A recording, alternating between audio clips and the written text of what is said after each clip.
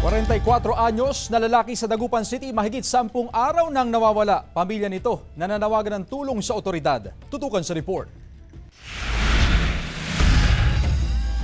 Madaling araw ng January 6, umalis daw sa kanilang bahay sa Barangay Pantal, Dagupan City si Marvin Agosto, 44 anyos.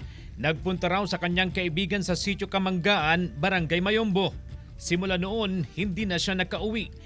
Nakipag-ugnayan na raw ang pamilya sa mga malalapit na kaibigan ni Marvin pero hindi rin daw alam ang kanyang kinaroroonan. Hindi na rin daw makontak sa kanyang cellphone. Kung nakikinig man siya, sir, or nanonood, ano na lang, sir, umuwi na lang po siya kasi sobrang nag-aalala na yung pamilya niya at yung anak niya. Ayon sa kanyang kapatid, hiwalay sa asawa si Marvin at may isang anak.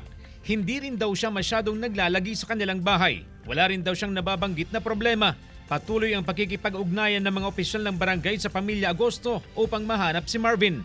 Maayos naman daw siyang residente ng barangay. Sa pagkakalam ko po, Sir CJ, wala naman siyang record kung regarding sa pagkatao niya. Hindi naman siya magulo.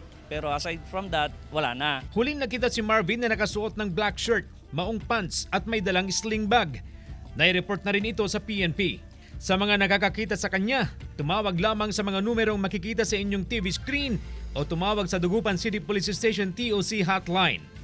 Kasama si Henry Duminsil, CJ Torida, One North, Central Luzon.